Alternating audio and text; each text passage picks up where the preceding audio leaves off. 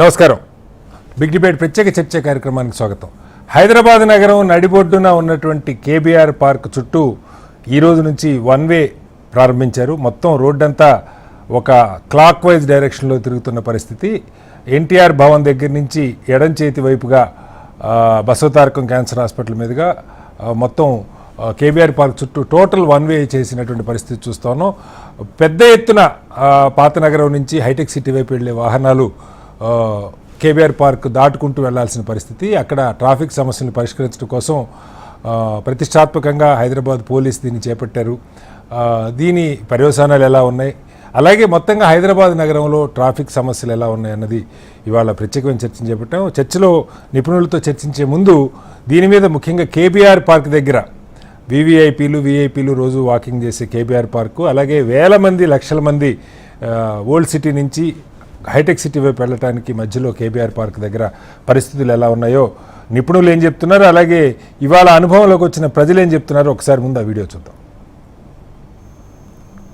ఈ వీడియోలో అక్కడే చూస్తున్నారు. ఆల్టర్నేటివ్ రూట్స్ అనేది మనం ఇవ్వడం జరిగింది. ఇక్కడ మీరు కొన్ని చోట్ల ఇక్కడ ఉన్న వాళ్ళు పబ్లిక్ అందరూ కూడా కొంతమంది because it's very very smooth thing they are driving, especially 45 నుంచి మీరు కేబీఆర్ దాకా పోయేదాకా it's very very smooth because of roads widen ఉండడంతో అక్కడ ఈ స్ట్రెచ్ కేబీఆర్ నుంచి ఇక్కడ బసవతారకం హాస్పిటల్ నుంచి ఇక్కడ మనము అగ్రసేన్ వచ్చేదాకా అక్కడ కొంచెము మనము ఇబ్బంది అంటే mostly it's because of the terrain up and down. కొంచెము ఈ బస్సెస్ వల్ల కూడా కొంచెము మనకు ఇబ్బంది కావడం జరిగింది. వాళ్ళు యూ టర్న్ చేయడంతో కొంచెం స్లో డౌన్ కావడంతో సో మనం కూడా అక్కడ టీఎస్ఆర్టీసీ అధికారులతో కూడా మాట్లాడడం జరిగింది. ఈ టెరైన్లు కూడా ఇంకా మనం ఏమాత్రం టెక్నికల్ చేయవచ్చు అన్నది కూడా నేను మన జిహెచ్ఎంసీ కమిషనర్ కన్నాను అందరూ కూడా అక్కడ జోనల్ కమిషనర్ సంతోష్, మన జోనల్ డైస్ కాజల్ అందరూ కూడా చూడడం జరిగింది. మనం స్టడీ చేసి డెఫినెట్లీ ఎంత మ్యాక్సిమం ఇన్కన్వీనియన్స్ అది తగ్గించడానికి మా వంతు కృషి చేస్తాం.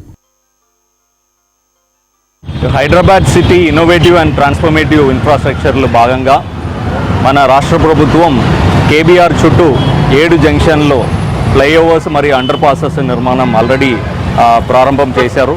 దానిలో ఏజెన్సీ కూడా వాళ్ళు చాలా ఫాస్ట్గా వర్క్ని ప్రారంభించారు. ఇది అన్ని జంక్షన్స్లో ఆ వర్క్ని ఫెసిలిటేట్ చేయాలంటే మనకి వన్ వే విధానం అమలు చేయాల్సిన పరిస్థితి వచ్చింది. చెక్ పోస్ట్ నుంచి ఎన్టీఆర్ భవన్ వైపు ఈ 4 లేన్ కూడా ఈ డైరెక్షన్లో మాత్రమే వెహికల్స్ వెళ్తుంది. ఒకవేళ ఇక్కడ లేన్ 2 అంటే ఇటు సైడ్ ఉన్న వాళ్ళు పంజగుట్ట వెళ్ళాలంటే ఇక్కడ జిమ్ఖానా క్లబ్ దగ్గర దాటిన తర్వాత మీడియన్ ఓపెన్ చేయడం జరిగింది. ఇక్కడ వాళ్ళు లెఫ్ట్ సైడ్కి రావచ్చు, వచ్చి ఎన్టీఆర్ భవన్ వచ్చి ఫ్రీ లెఫ్ట్ నుంచి పంజగుట్ట వెళ్ళిపోవడానికి అవకాశం ఉంది. సో అలానే ఈ 2 జంక్షన్ మధ్యలో ప్రతి జంక్షన్ మధ్యలో లేన్ చేంజింగ్ అవకాశం ఇచ్చినాము. ప్రజలు దాన్ని సైనేజ్ ద్వారా తెలుసుకొని మీరు ఈ రైట్ సైడ్ లేన్లో ఉన్న వాళ్ళు లెఫ్ట్ సైడ్కి ఎక్కడ రావాలనే తెలుసుకోవాలి. ఫర్ ఎగ్జాంపుల్ ఇక్కడ ఎన్టీఆర్ భవన్ ఉంది, ఇక్కడ రోడ్ నెంబర్ 12 ఉంది. సో ఇక్కడ నుంచి మీరు లేన్ 2లో అంటే రైట్ సైడ్లో వస్తున్నారంటే క్యాన్సర్ హాస్పిటల్ దాటిన తర్వాత మీకు ఒక లేన్ చేంజింగ్ అవకాశం ఇచ్చినాం. సో ఇక్కడ లెఫ్ట్ లేన్కి వచ్చి ఈ ICCC సైడ్కి మీరు ఫ్రీ లెఫ్ట్లో వెళ్ళిపోవచ్చు. ఇలా ప్రతి ప్లేస్లో మీకు అవకాశం ఇవ్వడం జరిగింది. దాన్ని తెలుసుకొని పోలీసు వారి సూచనలు కూడా మీరు పాటించాలని కోరుతున్నాను. అలాగే నైట్ టైం కానీ అదర్ టైమ్స్ రద్దీ తక్కువ ఉన్నప్పుడు వైలేషన్స్ కూడా ఎస్పెషలీ ఓవర్ స్పీడింగ్ ఆ టెంప్టేషన్ ఉంటుంది. అలాగే రాంగ్ సైడ్ డ్రైవింగ్ కూడా చేస్తే బెటర్ ఏమో నా టెంప్టేషన్ ఉంటుంది. ఇది మీరు దయచేసి అవాయిడ్ చేయాలి. మీరు మాత్రం లేదు, మీ పిల్లలు మీ ఫ్యామిలీ మెంబర్స్ కూడా చెప్పండి.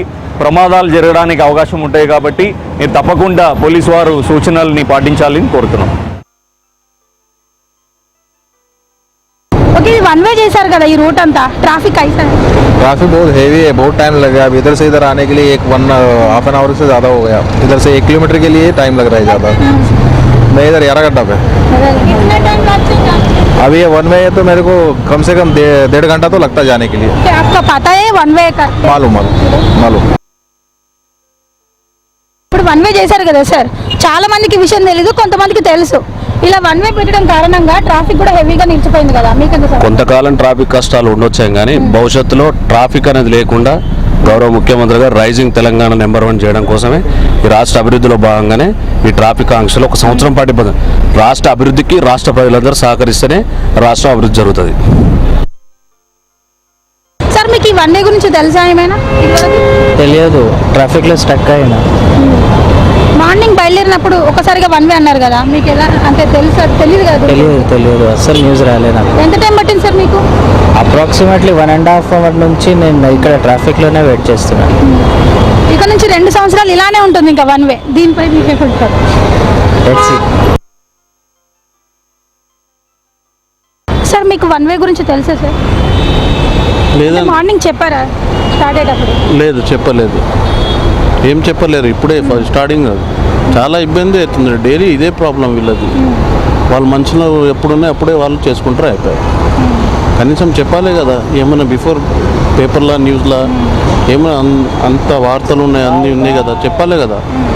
వాళ్ళు ఏం చెప్పారు, వాళ్ళు ఇష్టం ఎట్లట్టు చేసుకుంటారు, అయిపోయారు. ఇప్పుడు పీక్ అవర్స్లో చాలా ఇబ్బంది అవుతుంది అందరు జనాలకు. ఇప్పుడు తిరగాలి, అక్కడ పోవాలంటే మొత్తం తిరిగి వెళ్ళాలి. మనం షేట్పేట వెళ్ళాలంటే మీకు ఎంత టైం పట్టింది సార్? ఇప్పుడు నేను షేట్పేట నుంచి వస్తున్నాను. ఇప్పుడైతే ఇక్కడ ఆగిపోయినా ఒక 25 మినిట్స్ అయిపోయింది. లాంగ్ టైం అవుతుంది. ఇంకా 2 ఇయర్స్ ఇప్పుడే ఇట్లనే ఉంటుంది కదా సార్ వన్ వే? 2 ఇయర్స్ అది పనులు నడుస్తున్నాయి కదా, అప్పుడు దాకా ఇట్లానే ఉంటుంది. మరి వేరే గవర్నమెంట్ వచ్చినప్పుడు అది మారుస్తారు వాళ్ళు. ఇప్పుడు ఏం చెప్పలేము, మనం ఏం చెప్పాలి. సైన్ బోర్డ్స్ అన్ని పెట్టాలి కదా. కనీసం డైవర్షన్ బోర్డ్స్ కూడా లేవు. జనాలు కన్ఫ్యూజ్ అవుతున్నారు. ఇప్పుడు 35కి 45కి ఎక్కడ వెళ్ళాలి అది చూసుకోవాలి కదా, అది ఏం పెట్టలేరు వాళ్ళు. ఇదే అంశంపై మనతో మాట్లాడడానికి డాక్టర్ జయప్రకాష్ రెడ్డి గారు, లోక్సత్తా వ్యవస్థాపకులు, అలాగే FDR ఫౌండరు. గత కొంతకాలంగా హైదరాబాద్ నగరంలో ట్రాఫిక్ సంబంధించి చాలా సీరియస్గా యువకులతో కలిసి ఎఫర్ట్ పెడుతున్నారు. జేపీ గారితో పాటు బండారు రామ్మోహన్ రావు గారు, ప్రముఖ రాజకీయ సామాజిక విశ్లేషకులు, వారు కూడా మనతో ఉన్నారు. మరి కాసేపట్లో CLN గాంధీ గారు, మాజీ జాయింట్ ట్రాన్స్పోర్ట్ కమిషనర్ RTA, వారు కూడా మనతో జాయిన్ అవుతారు. ముందుగా జేపీ గారు నమస్కారం. నమస్తే శ్రీనివాస్. జేపీ గారు, మీరు రోజు KBR పార్క్కి వాకింగ్ కూడా వెళ్తారు. దాదాపు 5-6 కిలోమీటర్ల చుట్టుకొలతున్న KBR పార్కు కరెక్ట్గా NTR TDP ఆఫీస్ దగ్గర నుంచి లెఫ్ట్ తీసుకోవాలి, క్లాక్ వైజ్ డైరెక్షన్లో దాని చుట్టూ తిరగాలి. మొత్తం వన్ వే చేశారు. ఒక 7 ఫ్లైఓవర్లు, అండర్ పాస్లు దాని కింద నుంచి కూడా అవుతున్న నేపథ్యంలో పార్కుని కదిలించకుండా దాని ప్రతిష్టని, దాని ప్రత్యేకతని కాపాడుతూ ప్రభుత్వం ఒక సీరియస్ ఎఫర్టే చేస్తూ ఉంది. హైదరాబాద్ నగరంలో మీకు తెలుసు జేపీ గారు, ఇప్పుడు DGPగా ఉన్న ఆనంద్ గారు కూడా గతంలో ట్రాఫిక్ ACPగా చేశారు. పూర్తిగా అవగాహన ఉంది వాళ్ళకి నగర ట్రాఫిక్ మీద, వాటి మీద. ఫస్ట్ రౌండ్లో మనం ఈ KBR పార్క్ దగ్గర ఎక్స్పీరియన్స్ ఎలా ఉంది ఒకటి మాట్లాడుకుందాం సార్. తర్వాత సెకండ్ రౌండ్లో మీరు హైదరాబాద్ నగరంలో ట్రాఫిక్ సంబంధించి మీ సూచనలు, సలహాలు కూడా ఖచ్చితంగా కావాలి. జేపీ గారు, మీకేమనిపించింది? వాళ్ళు మార్నింగ్ మీరు వాకింగ్కి వెళ్ళి ఉంటారు, వాళ్ళు చెప్పడం 24/7 పోలీసు ఇది పెట్టాం, అలాగే ఒక 13 చోట్ల లైన్ చేంజ్కి సంబంధించి అంటే ఎగ్జిట్ పాయింట్స్ పెట్టాం, అలాగే ఒక 10 లైన్ చేంజింగ్ అంటే రైట్ సైడ్ అంతా ఫాస్ట్గా వెళ్ళి దూరం వెళ్ళేవాళ్ళు, లెఫ్ట్ సైడ్ దగ్గరలో ఉన్న కాలనీలోకి ఎగ్జిట్ తీసుకోవాల్సిన వాళ్ళు వెళ్ళాలన్నట్టుగా పెట్టారు. చాలా ప్రచారం అయితే చేశారు ప్రభుత్వం. మరి అందరికీ రీచ్ అయిందా లేదా? ఇవాళైతే చాలా ట్రాఫిక్ కంజెషన్ ఉందని చెప్తున్నారు. మీ ఎక్స్పీరియన్స్ ఏంటి జేపీ గారు? శ్రీనివాస్, ఇవాళ ఉదయం నేను చూశాను వాకింగ్కి వెళ్ళినప్పుడు, ఇంకా స్టెబిలైజ్ కాల. మనకేంటంటే ఉన్నతాధికారులు చాలా స్పష్టమైన అవగాహనతో ఉన్నా కూడా ఉన్నతాధికారుల నుంచి కానిస్టేబుల్ స్థాయికి సమాచారం అందాలి, సమర్థంగా చేయాలంటే మన దేశంలో అలాంటి వ్యవస్థ లేదు. ఒక పేలవమైన బలహీన వ్యవస్థ ఉంది కాబట్టి స్టెబిలైజ్ కాలేదు. బహుశా వచ్చే 2-3 రోజుల్లో స్టెబిలైజ్ అవుతుంది అనుకుంటున్నాను. దాని గురించి నేను ఎక్కువ వ్యాఖ్యానించాను. నా సమస్య ఏంటంటే, నేను KBR పార్క్కి వెళ్తాను, మరి చుట్టుపక్కల వాళ్ళకి చాలా గొప్ప వరం అది. నేను హైదరాబాద్ నగరంలో ఉన్న వాళ్ళకి KBR పార్క్ వెళ్ళగల వాళ్ళకి నా దృష్టిలో గొప్ప వరం జీవన ప్రమాణాల విషయంలో. కానీ నాలాంటి వాళ్ళ కోసం 1100 కోట్ల రూపాయలు ఖర్చు పెట్టాలన్నా? అంచేత ట్రాఫిక్ గురించి ట్రాఫిక్ ఎక్స్పర్ట్స్ మాట్లాడతారు.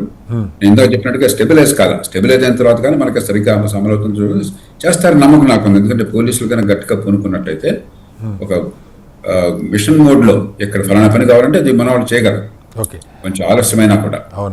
కానీ సమస్య దీర్ఘకాలంలో ఆ చుట్టుపక్కల ప్రాంతాల్లో కానీ, జూబ్లీ హిల్స్ లో కానీ, లేకపోతే నగరంలో కానీ రద్దీని నియంత్రించడం కోసం ఇది సరైన పద్ధత, ఈ ఖర్చు సరైనదా అంటే ఒక పాయింట్ సార్, ఈ పార్కింగ్ సంబంధించి యాక్చువల్గా కొంతమంది పర్యావరణవేత్తలు, ఎందుకంటే అందులో దాదాపు ఒక 250 ఎకరాలు కన్జర్వేటివ్ ఫారెస్ట్ ఉందని చెప్పి ఒకటి చెప్తా ఉన్నారు, రక్షిత అడవిలాగా.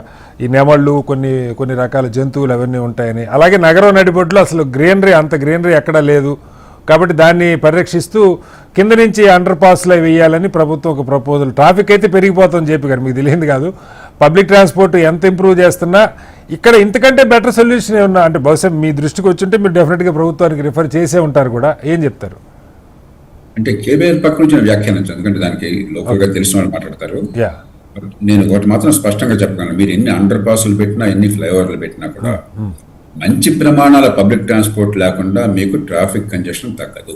ఓకే, మీరు ఉదాహరణకి ఇప్పుడు ఎఫ్టీఆర్ ఆఫీస్ ఉన్నటువంటి ప్రాంతం, పంజాగుట్ట ఆఫీసెస్ కాలనీకి ఎదురుగా ఉన్న ప్రాంతం ఫ్లైఓవర్ ఉంది మనకి ఇక్కడ ఏర్పాటు. ఫ్లైఓవర్ ఓపెన్ చేసిన రోజున ట్రాఫిక్ జామ్ అయింది.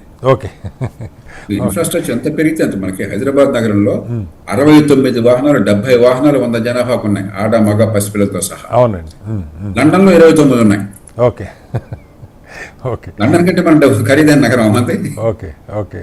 అంచేత మనకి ఇప్పుడు అలాగే మన దేశంలో ఒక బెంగళూరు మినహాయిస్తే ఢిల్లీ కంటే ఎక్కువ ఉన్నాయి, బాంబే కంటే ఎక్కువ ఉన్నాయి, చెన్నై కంటే ఎక్కువ ఉన్నాయి. ఓకే. అంటే పబ్లిక్ ట్రాన్స్పోర్ట్ ఎప్పుడైతే కొలాప్స్ అయిపోయిందో ప్రైవేట్ వాహనాలు సహజంగానే పాపం మధ్యతరగతులు సహా కొంటారు. కానీ కంజెషన్ పెరుగుతోంది, నరకం అనుభవిస్తున్నారు. పబ్లిక్ ట్రాన్స్పోర్ట్ మంచి ప్రమాణంలో చేయకుండా మీరు ఇవన్నీ ఏం చేసినా కూడా డబ్బు ఖర్చు కనిపిస్తుంది, తాత్కాలికంగా చూడడానికి బాగుంటుంది, కానీ ట్రాఫిక్ బాగుపడదు. అంటే మీరు అన్నట్టు జేపీ గారు పబ్లిక్ ట్రాన్స్పోర్ట్ సంబంధించి ఉదాహరణకి చెప్తాను సార్ మీకు. ఇప్పుడు సికింద్రాబాద్ నుంచి లింగంపల్లి లేదు ఎల్బీ నగర్ నుంచి లింగంపల్లి లాంగెస్ట్ స్ట్రెచ్లు సార్, 40-50 కిలోమీటర్లు ఉన్న రోడ్లు. వీటిల్లో మీకు ఏసీ ఎలక్ట్రిక్ బస్సులు వచ్చినాయి సార్. 45 రూపాయలు 50 రూపాయలకి హాయిగా కంఫర్ట్గా సికింద్రాబాద్ నుంచి రైలు దిగిన వాళ్ళు ఇక్కడికి వెళ్ళడానికి అవకాశం ఉంది. మెట్రో కూడా ఆల్మోస్ట్ మియాపూర్ దాకా మెట్రో ఉంది. అట్లాగే మియాపూర్ నుంచి ఎల్బీ నగర్ దాకా ఒకటే స్ట్రెచ్ దాదాపు 35-40 కిలోమీటర్లు మెట్రో ఉంది హ్యాపీగా. బట్ స్టిల్ ఈ కరోనా తర్వాత ప్రజలు కార్లకి 10 ఏళ్ల క్రితం సార్ 10-15 ఏళ్ల క్రితం మేమంతా మీతో కలిసి లోక్సత్తాలో పనిచేసినప్పుడు హైదరాబాద్ నగరంలో 2 లక్షల కార్లు ఉండేవి. ఇవాళ 20 లక్షల పైగా కార్లు అయినాయి, ప్లస్ ఒక 4-5 లక్షలు ఈ ఓలా ఊబర్ కార్లు పెరిగినాయి. బైకులు 2 వీలర్స్ అప్పుడు 20 లక్షలు ఉండే, ఇప్పుడు 65-70 లక్షలు ఉన్నాయి అంటా ఉన్నారు. ఇంకా పెరిగినాయో నాకు ఫిగర్ లేవు. ప్రజలు అంటే కనెక్టింగ్ రోడ్లకి లోపలికి మెయిన్ కారిడార్స్ కవర్ అవుతున్నాయి, కానీ లోపలికి పబ్లిక్ ట్రాన్స్పోర్ట్ లేకపోవటం.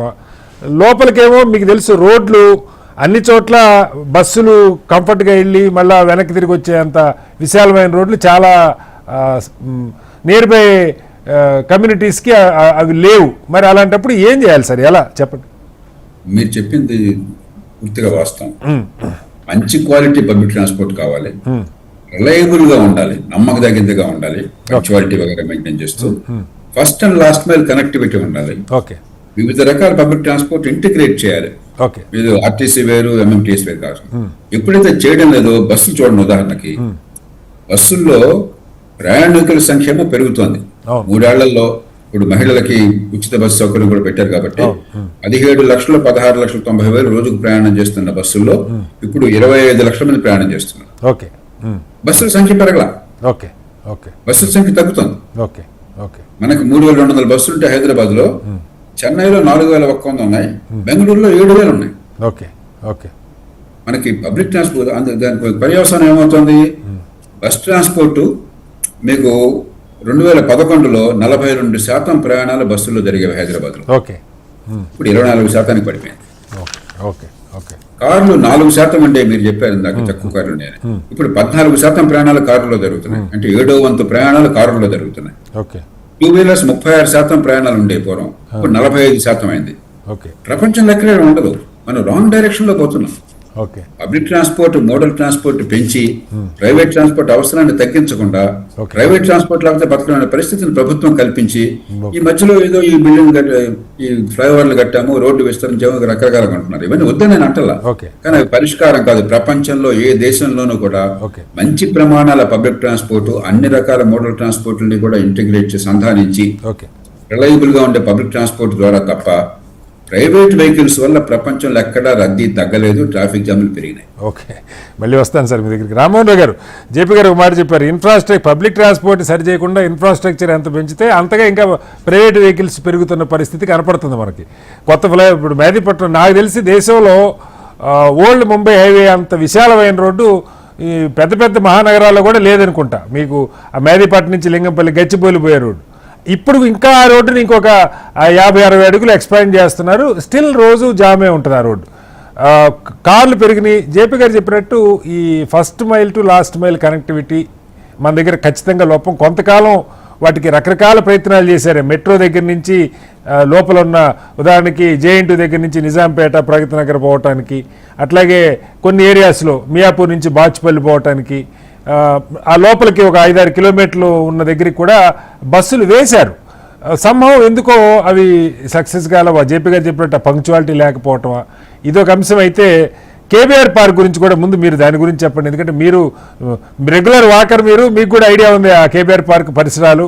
ఇవాళ కరెక్ట్గా ఎన్టీఆర్ టీడీపీ ఆఫీస్ దగ్గర నుంచి, ఎన్టీఆర్ భవన్ నుంచి ఇప్పుడు మనం జూబ్లీ చెక్ పోస్ట్ రావాలంటే స్ట్రైట్గా వచ్చేయచ్చు. ఇప్పుడు అలా కాదు, లెఫ్ట్ తీసుకొని బసవతారకం హాస్పిటల్ మీదుగా కేబీఆర్ పార్క్ చుట్టూ తిరిగి రావాలి. 5-6 కిలోమీటర్ల పెరిమీటర్ అవుతుంది. ప్రధానంగా మనకి ఇటు ఓల్డ్ సిటీ నుంచి లగడికప్పులు దాటిన తర్వాత ఖైరతాబాద్ దగ్గర నుంచి పంజాగుట్ట దాకా ఈ మధ్యలో వాళ్ళంతా అప్ వెళ్ళటానికి, టువర్డ్స్ మాదాపూర్ వెళ్ళటానికి కేబీఆర్ పార్క్ దాటి వెళ్ళేవాళ్ళు. వాళ్ళకి ఇప్పుడు చాలా చుట్టూ తిరగాల్సిన పరిస్థితి వస్తుంది. సరే, 1-2 సంవత్సరాలు ఈ ఇబ్బంది తప్పకపోవచ్చు. ఏంటి మీ ఎక్స్పీరియన్స్ అక్కడ? అంతకన్నా బెటర్గా చేయడానికి ఏమన్నా ఉందా? శ్రీనివాసరావు గారు, మీకు పెద్ద జేపీ గారికి అట్లాగే మనకు హెచ్ఎంటీ ప్రేక్షకులు నమస్కారం. కేబీఆర్ పార్క్ ను రక్షించింది ఎవరు మొట్టమొదటి నుంచి అంటే నిజంగా చెప్పాలంటే నిజాం పాలకులే. దీనిని 6వ నిజాం మీర్ మహబూబ్ అలీ ఖాన్ జన్మదినం నిన్న, వారి గురించి నేను మాట్లాడాను. దాంట్లో చాలా అంశాలు వచ్చింది కేబీఆర్ పార్క్ గురించి కూడా. పేర్లు పెట్టుకున్నా కూడా ఆనాడు ఆదర్శ పాలకుడు 6వ నిజాం అని చెప్పి 6వ 7వ నిజాంలు చాలా దూరదృష్టితో ఇవన్నీ ఆలోచించింది కనుకనే వాళ్ళ ఈ మాత్రమే హైదరాబాద్ బాగుందంట, బెంగళూరు అంత అధ్వానంగా మారకుండా ఉందంటే దానికి కారణం అన్నట్టున్నారు. ఎందుకంటే మీరు ఎక్కడ చూడండి పెద్ద పెద్ద పార్కులు, పెద్ద పెద్ద అడవులు, దూరపల్లి అడవి కానీ, ఆక్సిజన్ పార్కులు కానీ, పక్కన నారపల్లి కుప్పలు కానీ, ఇవన్నీ. కేబీఆర్ పార్క్ దగ్గర నేను గమనించింది ఏంటంటే, అనుకోకుండా 3 రోజుల క్రితం పోయినా నేను, వాళ్ళు పోలే కానీ ఇవాళ మన అభిప్రాయాలు సేకరిస్తుంటే మనకు అర్థమైంది ఏంటంటే ఈ మార్పు వస్తుంది అన్నప్పుడు దానికి ప్రిపేర్ కాలేదు ప్రభుత్వ యంత్రాంగం. రోడ్డు లేవు సరిగ్గా. ఎప్పుడైతే రోజు అక్కడికి పోయి తిరుగుతారు కానీ నేను తిరగకపోయినా 3 రోజుల క్రితం చూసింది ఏంటంటే ఏమైనా 18 నుంచి అమలు అవుతుంది కదా, చాలా మంది క్రికెట్ చదివే వాళ్ళకి, మీడియా చూసే వాళ్ళకి చాలా మంది తెలుసు, కానీ కొత్త వాళ్ళు ఇప్పుడు అక్కడికి. సార్ మ్యూట్ లో పడింది రామ్మోహన్ రావు గారు. రెండోది ఏమైందంటే శ్రీనివాసరావు గారు, విషయం ఏంటంటే అక్కడ బోర్డులు పెట్టకపోవడం ఒకటి. రెండోది గూగుల్ మ్యాప్ కి ఎందుకు అనుసంధానం చేయలేదు అంటున్నాను. ఇప్పుడు అడ్వాన్స్ టెక్నాలజీ, శాస్త్ర సాంకేతిక రంగాలు పెరిగిన తర్వాత మీరు గూగుల్ మ్యాప్ చేస్తే అడగడం ఉండదు కదా. అంతే ట్రాఫిక్ లో ఎవరైనా సరే కార్ ఆపి కానిస్టేబుల్ అడిగేంత కష్టం చేయలేం కదా, సాహసం చేయలేం కదా. లేదు, గూగుల్ మ్యాప్ అనుసంధానం చేశారు సార్. అనుసంధానం చేయకుండా ఉండే సమస్య లేదు. ఇంత పెద్ద డెసిషన్ తీసుకున్నప్పుడు కొత్త ఇబ్బందులు చూస్తే సార్ చాలా మందికి అంటే ఫోన్ డ్రైవింగ్ చేసే వాళ్ళు చాలా మందికి ఇది ఉండదు. గూగుల్ మ్యాప్, వాళ్ళకి గూగుల్ మ్యాప్ పెట్టుకోరు కాబట్టి తెలియపోయి ఉండొచ్చు. క్యాబులు వాళ్ళకు ఖచ్చితంగా ఉంటుంది పబ్లిక్ ట్రాన్స్పోర్ట్ విషయంలో.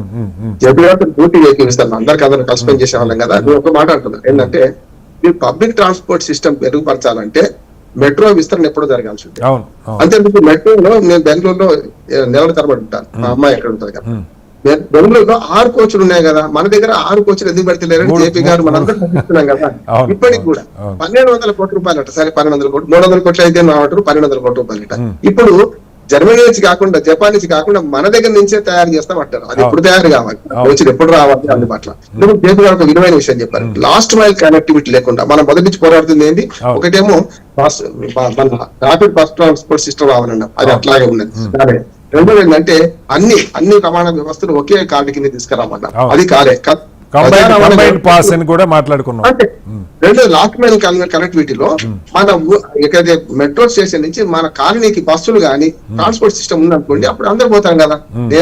నేనైతే మీకు తెలుసు ఎక్కడికి పోయినా పబ్లిక్ ట్రాన్స్పోర్ట్ సిస్టమ్ వాడుకుంటాను. ఒక్కడి కార్ తీయడం కష్టం, అవసరమైతే నడుచుకుంటూ పోతాను, 1 కిలోమీటర్ 2 కిలోమీటర్ నడుచుకుంటూ పోవడం బెస్ట్ అంటారు. కానీ మనం ఏమైందంటే మన కరోనా తర్వాత వ్యక్తిగత భద్రత కోసం చాలా మంది వాడింది. కానీ నిజంగా సౌకర్యం ఉంటే ఎందుకు ప్రజలు వాడరు అంటున్నారు. ఒకటి మెట్రో కనెక్టివిటీ సార్. అంటే ఎందుకంటే కాదు రామ్మోహన్ గారు, నేను నా ఎక్స్పీరియన్స్ చెప్పాను. నేను చాలా సార్లు ఆంధ్ర ఎక్కడికి వెళ్ళినా ట్రైన్లోనే వస్తాను, సికింద్రాబాద్లో దిగుతాను. ఇప్పుడు 55 రూపాయలు సార్. ఇవాళ మీరు వెళ్ళి చూడండి, 55 రూపాయలు ఏసీ మెట్రో బస్సు రెడీగా ఉంటుంది సార్. సికింద్రాబాద్ స్టేషన్లో బయటికి రాగానే గంటలో లింగంపల్లి వస్తుంది. సగం బస్సు ఏసీ బస్సు ఖాళీగా ఉంటుంది సార్. అంటే నాకు కొన్ని విషయాలు నిజంగా మన ఓన్ ఎక్స్పీరియన్సెస్ని బట్టి చూస్తే నాకు నిజంగా క్యాబులు బుక్ చేసుకునే వాళ్ళు కళ్ళ ముందు కనపడుతుంది ఏసీ బస్సు స్టేషన్లోంచి బయటికి రాగానే ఏసీ ఎలక్ట్రిక్ బస్సు 55 రూపాయలు కంఫర్టబుల్ బస్సు.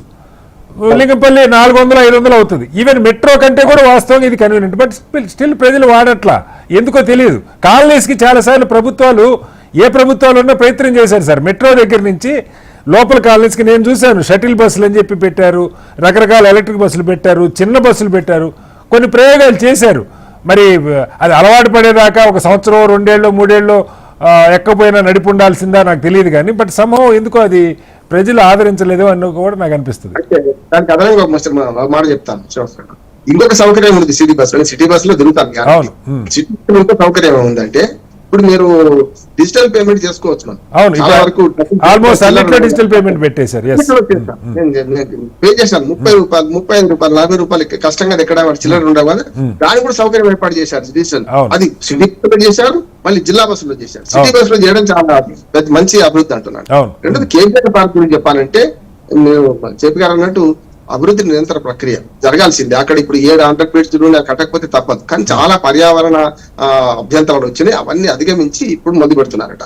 కానీ ఏం చేయొచ్చు అంటే 1.5 year ఎందుకు పడుతుంది అంటే సమస్య. మనం మెట్రో చూడండి, హైదరాబాద్ మెట్రోలో ఒక చిన్న ప్రమాదం జరుగుతుంది, ఒక్కటి జరిగినట్టుంది. ఇంతవరకు ఎక్కడ కూడా క్యూరింగ్ విషయంలో నీళ్లు రోడ్డు మీదకి రాకుండా ఎక్కడ కూడా చిన్న ఇబ్బంది జరగకుండా మెట్రో 72 కిలోమీటర్లలో 68 కిలోమీటర్లు అయింది కదా, ఒక్క పలకనామా వరకే. అవన్నీ కూడా మనకు తెలిసిందా, తెలవకుండా జరిగింది కదా. అంటే అద్భుతమైన మెట్రో రైలు నిర్మాణం జరిగినప్పుడు ఇది ఈ 1.5 year ఎందుకు పడుతుంది అనేది ఆలోచన చేయాలి. ఇప్పటికే సరే చాలా అనుమతులు రాక ఆగింది, ఇప్పుడన్నా తొందరగా ఎట్లా ఉంటుంది 1 year. అలాగే రామోహన్ గారు ఇప్పుడు అక్కడ డివైడర్లు ఉన్నాయి, 3 అడుగుల నుంచి దాదాపు కొన్ని చోట్ల 10 అడుగుల దాకా. ఇప్పుడు 1 way దాదాపు 1.5 year ఉంచేటప్పుడు ఆ డివైడర్లు తీసేసి ఉంటే ఇంకొంచెం స్మూత్ ఉండేదా? ఆ డివైడర్లు అలాగే ఉంచేసి 2 lane అని చెప్పి పెట్టారు, లైన్ చేంజ్ ఎగ్జిట్ పాయింట్లు పెట్టారు. అది మరి ఎందుకు తర్వాత మళ్ళీ కట్టాలనుకున్నారా ఏంటో మీకేమన్నా అర్థం అవుతుందా? ఎందుకంటే దాదాపు 10 అడుగులు ఉన్నాయి డివైడర్ల విడ్త్. మెట్రో వచ్చినప్పుడు కూడా ఈ ప్రశ్న వచ్చింది, మనం మాట్లాడుకున్నాం. మెట్రో వచ్చినప్పుడు కూడా మధ్యన డివైడర్ మొత్తం తీసేసి దాని మీద పిల్లర్స్ చేయాల్సి వచ్చింది, తప్పలేదు. కానీ ఇప్పుడు మెట్రో ఇప్పుడు ఈ డివైడర్ ఏదైతే ఉందో దీనిలో 6 అడుగుల నుంచి 8 అడుగులు దాకా ఉన్నది, వాటిని తక్కువ చేయొచ్చు. కానీ రోడ్ల విస్తరణ పరిష్కారమా, తాత్కాలిక పరిష్కారం కాదు కదా అంటారు. అందుకని కొంచెం దూరదృష్టితో ఉంటే జరిగేది. ఇప్పుడు దీని అయితే సిటీని మార్చలేము, మనకు ఉన్న దానిలో మనం అడ్జస్ట్ కావాల్సిందే. మీరు దాంతో పాటు ఏంటంటే ఇప్పుడు 2 పొరపాటు జరుగుతున్నాయి అక్కడ కేబీఆర్ పార్క్ దగ్గర. ఒకటి ప్రజలకు అవగాహన కల్పించడం ప్రభుత్వం విఫలమైంది. రెండోది ఏంటంటే గూగుల్ మ్యాప్ అప్డేట్ చేయడంతో పాటు బోర్డులు చాలా సార్లు మనం 3 రోజుల క్రితం కొన్ని బోర్డు ఏర్పాటు చేశాను చూశాను నేను. కానీ చెట్ల కొమ్మలు అడ్డం రావడము, చాలా వరకు ఇటు వెళ్ళాలంటే ఇటు వెళ్ళాలి అని చెప్పి లోకల్ నేమ్స్ కూడా రాయాలంటున్నాడు. ఇప్పుడు ఏమైందంటే ఓన్లీ చెక్ పోస్ట్ వరకు ఎట్లా వెళ్ళాలని చెప్తున్నా, కానీ నువ్వు జాలారెడ్డిగా ఇంటి వరకు వెళ్ళాలనుకోండి, అక్కడ ఎట్లా అక్కడ బోర్డు లేదు, అక్కడ చూసాడు బోర్డు లేదు అక్కడ. అంటే చిన్న కాలనీస్కి వెళ్ళడానికి కూడా ఎట్లా వెళ్ళాలి అని బోర్డుకు పెట్టిన అనుకోండి, అప్పుడు అవగాహన పెరిగే అవకాశం ఉన్నది. ఇది కొంచెం విస్తారమైన సమస్యనే, కొద్ది రోజులు పడుతున్నది. ఒక మాట చెప్తాను, దూరదృష్టితో అభివృద్ధి చేస్తే ఒక్కటే మాట చెప్తాను. మనకు ఇన్నర్ రింగ్ రోడ్ వచ్చింది చూసారు కదా, ఇన్నర్ రింగ్ రోడ్ 85-90 మధ్యలో వచ్చింది. దానిలో ఆ రోడ్ తీసినప్పుడు చూస్తే మీరు public school, Begumpet public school ఉంది కదా, దాంట్లో 100 ఫీట్లు వెనక జరిగినా కూడా బిల్డింగ్ ఎక్కడుంది, ఇంకా లోపల. అట్లాగే మీరు ఉప్పల్ ఆ ప్రాంతాలు చూడండి, ఎన్జిఆర్ఐ కానీ మన చాలా పెద్ద పెద్ద అప్పటి అన్ని కూడా దూరంగా కట్టిన బిల్డింగ్స్. 2 సార్లు విస్తరణ హైటెక్ సిటీ, ఇంకోసారి విస్తరణ పోతుంది కూడా. అంటే పాలకులు దూరదృష్టి లేకపోతే ఏమైందంటే హైటెక్ సిటీ ఒక ఉదాహరణ అంటున్నారు. మన హైదరాబాద్ డెవలప్మెంట్ లో ఆనాటి పాలకులు ఏదైతే దూరదృష్టితో ఆలోచించారో, బిల్డింగ్స్ కట్టేటప్పుడు ఎంత వెనక కట్టాలని ఆలోచించారో అది ఇప్పుడు లేదు అంటున్నారు. దాని వల్ల కూడా సమస్య పడుతున్నాయి. ఇంకోటి మనకు ఔటర్ రింగ్ రోడ్ ఒక వరము, రీజనల్ రింగ్ రోడ్ కూడా ఒక వరం అంటున్నారు. తప్పనిసరి ఇంకా విస్తరణ చేసి ఊర్లో ఉన్న వాళ్ళని ఊరు అవతలకు పంపించాలి. మనకు హైదరాబాద్ కూడా పెద్ద వరం ఏంటంటే, బొంబాయికి, కలకత్తాకు, మద్రాసుకి లేని వరం ఏంటంటే, ఢిల్లీకి కూడా లేని వరం ఏంటంటే భూమి ఉన్నది. Welcome back to Big Debate. JP గారు, లోక్సత్తా ఉద్యమ సంస్థగా ఉన్నప్పుడు 2004 ఆ టైంలో దాదాపు ఒక 2 సంవత్సరాలు హైదరాబాద్ నగరంలో సిఐటిఐ పేరుతో మీ ఆధ్వర్యంలో campaign for integrated transport improvement అని ఒక ప్రయత్నం చేసాం.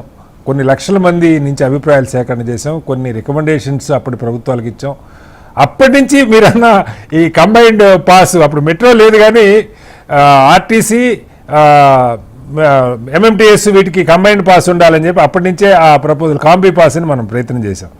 ఆ తర్వాత ఈ మధ్యకాలంలో మీరు మళ్ళీ పెద్ద ఎత్తున నగరం అప్పటికిప్పటికి రెట్టింపు పైగా పెరిగింది, మీరు విద్యార్థులతో కొన్ని వేల మంది విద్యార్థులతో అలాగే టౌన్ హాల్ పేరుతో అనేక మంది అభిప్రాయాలు నిపుణుల సూచనలు తీసుకొని చాలా ఎఫర్ట్ పెడతా ఉన్నారు.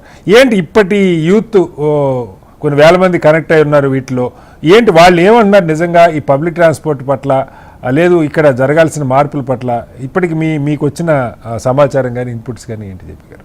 ఇందాక రామ్మోహన్ రావు గారితో మాట్లాడుతుంటూ మీరు మళ్ళీ ఒక ప్రశ్న అడిగారు. ఎస్, ఎందుకని మంచి బస్సు ఉన్నా కూడా లింగంపల్లి దాకా వెళ్ళడం లేదని చెప్పి. విత్తు ముందా చెట్టు ముందా అయిపోయింది. ఓకే, క్వాలిటీ ఉన్న నమ్మకం దీర్ఘకాలం నడుస్తున్న విశ్వాసం ఉంటే దానికి అలవాటు పడతారు. ఒకరోజు జరగదు. ఇప్పుడు ఉదాహరణకి మీరు ఆ రోజుల్లో గట్టిగా పోరాడడం వల్ల ఎంఎంటీఎస్ విస్తరించారు. ఇవాళ కేవలం 40,000 మంది ఎంఎంటీఎస్ ప్రయాణం చేస్తారు. అప్పుడే 1,00,000 మంది ఉండేవాళ్ళు సార్, ఇప్పుడు పడిపోయింది అది. ఎగ్జాక్ట్లీ, పడిపోయింది. ఈ మధ్య గవర్నమెంట్ మంచి నిర్ణయం తీసుకున్నది. మీరు అమలు చేస్తున్నారు కదా నాకు తెలియదు. ఎంఎంటీఎస్ లో ఉచితంగా చేస్తామని చెప్పాను. అవునండి, అవును. ఏంటంటే ఏదో రకంగా రాయితీలు ఇవ్వండి, మరొకటి చేయండి, పబ్లిక్ ట్రాన్స్పోర్ట్ అలవాటు చేయండి, క్వాలిటీ ట్రాన్స్పోర్ట్ పెంచండి.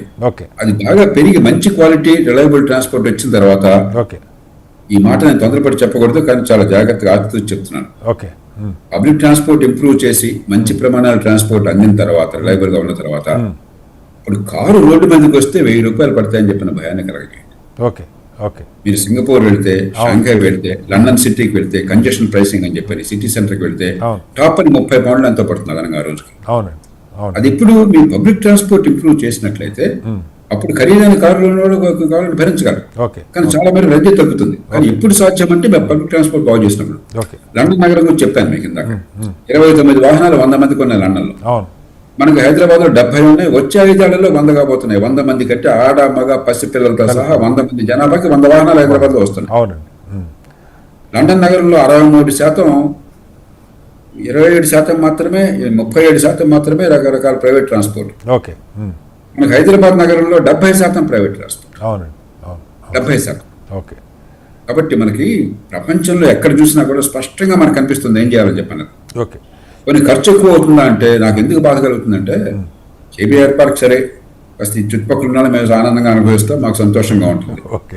కానీ 1,100 కోట్లు ఖర్చు పెట్టాలన్నా మీరు కనుక మెట్రో కూడా విస్తరించక్కల తర్వాత చూసుకుందాం. అది ఉన్న మెట్రోని ఆర్టీసీని సంధానించి దాంతో రైల్వేతో కూడా ఎంఎంటీఎస్ తో కూడా వీళ్ళందరికీ సంధానాన్ని చేకూర్చి సింగిల్ టికెట్ సింగిల్ అథారిటీ పెట్టి లాస్ట్ మైల్ కనెక్టివిటీ కోసం మీరు డబ్బులు పెట్టక్కర్లే, ప్రైవేట్ ట్రాన్స్పోర్ట్ వస్తుంది లాస్ట్ మైల్ కి. మీకు కావాల్సిన యాప్లు పెట్టడం, ఈ డిజిటల్ టెక్నాలజీ యాప్లు పెట్టడం 1 నిమిషం ఎవరైనా పెట్టగలరు. చాలా సిటీలో పెడుతున్నారు. అది పెట్టేసి 3 పనులు చేయండి చాలు. ఒకటి, బస్సుల సంఖ్య డబుల్ చేయండి వచ్చే 3-4 ఏళ్లలో. 3,200 ఉన్నాయి, ముందు డబుల్ చేద్దాం కనీసం, ఖచ్చితంగా అవసరం. 2, 5-6 వేల కిలోమీటర్ల రోడ్లు ఉన్నాయి, అన్ని చోట్ల ఫుట్పాత్లు సాధ్యం కాదు. 1,000 కిలోమీటర్లు సాధ్యమైన చోట 2 పక్కల ఫుట్పాత్లు బాగా చేయండి. 3, ఈ సైకిల్స్ పెట్టండి. ఇక షాంఘై నగరంలో దాదాపుగా 20 లక్షల ఈ సైకిల్స్ ఉన్నాయి. మీరు అట్లాగా 20 లక్షలు అక్కర్లా, 1 లక్ష 2 లక్షలు పెట్టండి, 200 కోట్లు అవుతుంది. ఈ మొత్తం 3 కలిపితే మీకు అయ్యే ఖర్చు కేవలం 7,000 కోట్ల రూపాయలు. ఈ సైకిల్ అంటే వాళ్ళ దిగిన తర్వాత ఆ సైకిల్ వేసుకొని వాళ్ళు వెళ్ళిపోయేలా సైకిల్స్ వెళ్ళొచ్చు. మళ్ళీ ఇంకో చోట అక్కడ పార్క్ ప్లేస్ ఉంటుంది, పెట్టచ్చు. ఇన్స్టెంట్ గా ఫ్రీగానే ఇచ్చేయండి, 10 రూపాయలు ఛార్జ్. ప్రపంచం అంతా చేస్తున్నారు. ఈ 3 పనులు కలిపితే 4-5 ఏళ్లు పట్టినా కూడా 7,000 కోట్లు అవుతుంది. ఏడాదికి 1,400 కోట్లు ఖర్చు అవుతుంది. తెలంగాణ ప్రభుత్వం రోజుకి 900 కోట్ల రూపాయలు ఖర్చు పెడుతుంది రోజుకి. హైదరాబాద్ నగరం నుంచి రాష్ట్రంలో రెవెన్యూస్ లో 70-75% హైదరాబాద్ నగరం నుంచి వస్తున్నాయి. తెలంగాణకి జీవనాడి ఏమన్నా ఉంటే హైదరాబాద్ నగరం. పన్నుల విషయంలో కానీ, జనాభా కానీ, సంపద సృష్టిలో కానీ, తలసరి ఆదాయంలో కానీ. కాబట్టి మీరు 7,000 కోట్లు మీరు 5 ఏళ్ళు 4 ఏళ్ళు ఖర్చు పెట్టలేరా పద్ధతి ప్రకారం? అలాంటిది డబ్బులు లేదని రోజు మీరే అంటున్నారు. ఉద్యోగుల జీతాలు ఇవ్వలేకపోతున్నారు. మన పత్రికలో పేపర్లో హెడ్లైన్ వచ్చింది ఏమిటి, ఈ సంవత్సరం 8,000 మంది ఉద్యోగులు రిటైర్ కాబోతున్నారు, గవర్నమెంట్ గడ్డు సమస్యగా ఉంది, రిటైర్మెంట్ బెనిఫిట్స్ ఎట్లా ఇస్తారని చెప్పారు. అరే జీతాలు రిటైర్మెంట్ బెనిఫిట్ ఇచ్చే పరిస్థితి లేనప్పుడు ఉన్న డబ్బు పొదుపు కావడాలి కదా. చాలా పచ్చగా ఉన్న రాష్ట్రం, దేశం మొత్తంలో ధనిక రాష్ట్రం, దేశం మొత్తంలో తలసరాదాయం ఎక్కువ ఉన్న రాష్ట్రం, 2014లో రాష్ట్రం ఏర్పడినప్పుడు అత్యంత మిగులున్న రాష్ట్రం, రెవెన్యూ మిగులున్న రాష్ట్రం. ఈవేళ మీరు దినదినంగా నువ్వు చేసుకున్నారే. విధిపరితనము, పెంచే డబ్బుకు విలువ వచ్చేది ఏర్పాటు చేయడము, దీర్ఘకాలంగా హైదరాబాద్ నగరాన్ని క్వాలిటీ ఆఫ్ లైఫ్ ఇంప్రూవ్ చేయడం. అది కాకుండా ఏదో హడావిడి ఆర్భాటంగా చేస్తున్నారు. నా సమస్య అది. రెండు అంశాలు సార్, మీరు చాలా దేశాలు మీరు చూసే ఉంటారు. నా అబ్జర్వేషన్లో మన మేజర్ కారిడార్స్ ఉన్నంత వెడల్పాటి రోడ్లు కొన్ని దేశాల్లో నేషనల్ హైవేస్ కూడా అంతకన్నా వెడల్పు ఏం లేవు సార్. కాకపోతే బీఆర్టీఎస్ ఒకటి మీరు కూడా గతంలో కొంత ప్రపోజ్ చేశారు, కొన్ని రోడ్లు ఈజీగా వెళ్ళిపోతాయని. చిన్న విజయవాడ నగరంలో కూడా కొన్ని చోట్ల బీఆర్టీఎస్ మొత్తం కాదు కానీ కొన్ని ఏరియాల్లో కొన్ని స్ట్రెచెస్లో బీఆర్టీఎస్ ఉంది సార్. అదొక అంశం అయితే, రెండు కార్లకి సంబంధించి ఈవెన్ యూఎస్లో కూడా కార్ పూలింగ్, నలుగురుంటేనే ఒక లైన్లో వెళ్ళే రోడ్డు ఉంటుంది. ఒక్కళ్ళు వెళ్తుంటే ఇప్పుడు మనకి ఈ ముఖ్యంగా ఈ సాఫ్ట్వేర్ వాళ్ళు జీతాలు పెరిగిన తర్వాత క్యాబులు ఓలా ఊబర్ 4 లక్షల పైగా ఉన్నాయి సార్. ఇవి తక్కువ వచ్చిన తర్వాత డ్రైవరు ఒక మనిషి వెళ్ళే కార్లు ఎక్కువ అవుతా ఉన్నాయి, సింగిల్ కార్ డ్రైవ్ చేసుకుంటే వెళ్ళేవాడు కూడా ఎక్కువ అవుతా ఉన్నారు. మీరు అన్నట్టు ఆ ఏర్పాట్లు నలుగురుంటే ఒక లేను, లేదు పబ్లిక్ ట్రాన్స్పోర్ట్ బీఆర్టీఎస్ లైన్లోని ఈ కార్లు వెళ్ళేలాగా అలాంటి ఆలోచనలు మరి ఎందుకనో మొదట్లో కొన్నేళ్ల క్రితం ఆలోచనట్టున్నారు కదా, అసలు ఇప్పుడు ఆ చర్చే లేదు. జేపీ గారు, ఏమవుతుందంటే ఎన్ఫోర్స్ చేయడానికి ధైర్యం చాలట్లా, పెనాల్టీలు వేస్తున్నారు, చలాన్ అనేది వస్తుంది. మీరు 2 ఏళ్ళు 3 ఏళ్ళు కట్టకపోతే ఒక్కసారి డిస్కౌంట్ ఇచ్చినట్టుగా మీరు కట్టండి కొంత 90% వేవ్ చేస్తాం, 70% వేవ్ చేస్తాం, మరి కఠినంగా ఉంటే ఓట్లు పోతాయి. మీరు అక్కడ డిస్కౌంట్ ఇచ్చేది ఇదేదో వాళ్ళకు డబ్బుల కోసం కదా మనం చేసేది. రేపు పొద్దున ఇలా చేయకుండా ఉండడం కోసం ఒక పెనాల్టీ తెలియాలని చెప్పి చేస్తున్నాం. అక్కడ డిస్కౌంట్లు ఇచ్చేసి మీరు ప్రోత్సహిస్తుంటే ఓట్ల కోసం అని చెప్పినా మరో కారణంగానో, అంతకంటే మూర్ఖత్వం ఉన్నదా? అట్లాగే పార్కింగ్, మీరు కార్లు కొంటున్నాను కరెక్టే, ఇవైనటువంటి సిటీ భూముల్లో బయట మీరు కమర్షియల్ ఏరియాలో పోయి రోడ్డు పక్కన అడ్డదిడ్డంగా పార్క్ చేసి పారేస్తున్నారు. ఎంత పోతుందండి అక్కడ భూమి? గజానికి 3-4 లక్షలు పెరుగుతుంది కదా కమర్షియల్ ఏరియా వెళ్ళండి వాళ్ళు. ఒక 20-30 చదరపు గజాలు మీరు ఒక కారుకి పోతే 20 అంటే 20 ఇంటూ 3 లక్షలు 4 లక్షలు 60-70 లక్షల రూపాయల భూమిని అక్కడ ఖాళీగా పెట్టేస్తున్నాం. ఎక్కడ పెడితే అక్కడ ఏ రకంగా పద్ధతి సార్. మనకి హైకోర్టు, జేపీ గారు మీకు గుర్తున్నట్లే, హైకోర్టు నాకు గుర్తుండి ఒక 15 ఏళ్ల క్రితమే రోడ్ ఫేసింగ్లో ఉన్న అన్ని బిల్డింగ్స్కి, కమర్షియల్ బిల్డింగ్స్కి సెల్లార్ పార్కింగ్స్ క్లియర్ చేసి తీరాల్సిందే అని చెప్పారు. 15 ఏళ్ళని ఇంప్లిమెంట్ కావట్లే జేపీ గారు, నాకు స్పష్టంగా గుర్తు. కోర్టు జడ్జిమెంట్ ఉంది. ఇప్పుడు రోడ్డు మీద అడ్డంగా పార్కింగ్ చేస్తున్నప్పుడు మనం మౌనంగా ఉంటే ఇన్సెంటివ్ ఉంటుంది అసలు. సెల్లర్ ఎందుకు కడతారు? ఇప్పుడు ఉదాహరణకి నేను ఇప్పుడు 35 ఏళ్ల క్రితం కోఆపరేటివ్ బ్యాంక్ కమిటీగా ఉండగా ఆఫీస్ దగ్గర ఆఫీస్ ఉండేది. ఎన్టీ రామారావు గారి పూర్వం ఇంటి పక్కన ఆఫీస్ ఉండేది. వెళ్తున్నప్పుడు రోజు చూసేవాడిని నేను. జీపీఓ ఎదురుగా మల్టీ స్టోరీ పార్కింగ్ మొట్టమొదటి ఖాళీగా 10 ఏళ్ల పాటు 15 ఏళ్ల పాటు ఖాళీగా ఉంది. ఇప్పటికి కూడా మీరు చూడండి, అక్కడ ఉన్నటువంటి ప్రభుత్వ శాఖలో అధికారులు వాళ్ళ పార్కింగ్ తప్ప మీకు పార్కింగ్ ఉపయోగపట్ల. అంటే ప్రపంచం అంతా మీరు న్యూయార్క్ పోండి, లేకపోతే వాషింగ్టన్ డీసీ వెళ్ళండి, మరో సిటీకి వెళ్ళండి, ప్రైవేట్ స్థలాల్లో బ్రహ్మాండంగా పార్కింగ్ పెట్టి మంచి పార్కింగ్ ఫీ ఏర్పాటు చేసి ప్రాఫిటబుల్ సెంటర్ ఏర్పాటు చేస్తే ప్రైవేట్ సెక్టర్ వచ్చింది. ఎందుకు సాధ్యమవుతుంది? రోడ్డు మీద పార్కింగ్ అలౌ చేయరు కాబట్టి.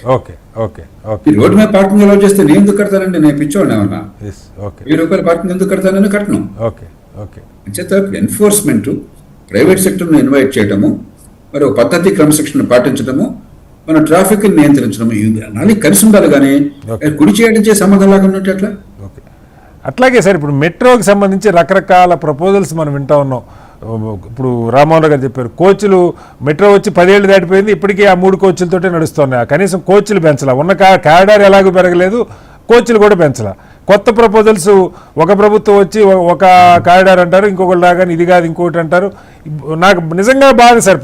12 ఏళ్ల నుంచి కట్టినప్పుడే అటు హైత్ నగర్ దాకా, ఇటు కనీసం పటాన్చెరు దాకా మేజర్ కారిడార్లో కట్టుంటే ఇంకా చాలా బడ్డెన్ తగ్గేది. ఎందుకో మియాపూర్ దగ్గర డిపో ఉందని వాళ్ళకి స్థలం ఉంది కాబట్టి అక్కడ మెట్రో డిపో కోసం అక్కడ అటు నాగోల్ దగ్గర ఎండ్ చేశారు దాన్ని. ఇప్పటిదాకా ఒక్క అంగుళం కూడా దాని మీద ఏ స్టేజ్లో ఉందో, ఓఆర్ఆర్చు మీద మెట్రో అంటారు, లేకపోతే ఇంకేదో అంటారు. కానీ ఏంటి సార్ దానికి ఏమన్నా అసలు ఒక స్పష్టత ఉందా? మనకి మెట్రో నిర్మాణం చేసినప్పుడు ఢిల్లీ నగరం బయట ఫస్ట్ క్లాస్ మెట్రో హైదరాబాద్, మొట్టమొదటి ప్రైవేట్ సెక్టర్ మెట్రో ఎలాంటి వాళ్ళు చాలా ముందుకు వచ్చారు. నాకు తెలిసి స్వయంగా ప్రధానమంత్రి గారు, సోనియా గాంధీ గారు ఈ హైదరాబాద్ అప్పుడు ఉమ్మడి ఆంధ్రప్రదేశ్ రాష్ట్రం ఆదరించింది కాబట్టి ఈ ప్రజలకు కానుగేద్దామని మంచి ఉద్దేశంతో వారిని ప్రోత్సహించారు. వాళ్ళు కూడా కాదనలాగా చేశారు, బ్రహ్మాండంగా చేశారు. రామ్మోహన్ గారు చెప్పారు, ఒక్కటే ఒక ఫేటల్ యాక్సిడెంట్ అయింది, మంచి ప్రమాణాలతో చేశారు. 22,000 కోట్లు ఖర్చు పెట్టారు. మీరు 600 కోట్లు ఖర్చు పెడితే 60 కోచెస్ అదనంగా తీసుకోవచ్చు. ఒక్కొక్క కోచ్ 10 కోట్లు.